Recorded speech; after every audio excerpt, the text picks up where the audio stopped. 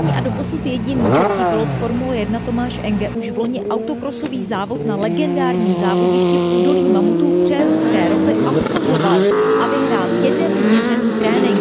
Letos chce své zkušenosti zužitkovat.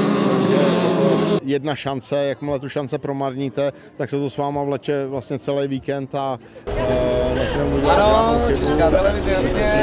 máme připravený, že bude super fungovat a potřebuju prostě mít i štěstí. Konkurentem Tomáše Engeho bude v kategorii Superbuggy třeba i mistr Evropy z roku 2015 Otakar Výborný. Jako Češi máme velice kvalitní piloty a nejenom jako Češi, ale napříč celou Evropou.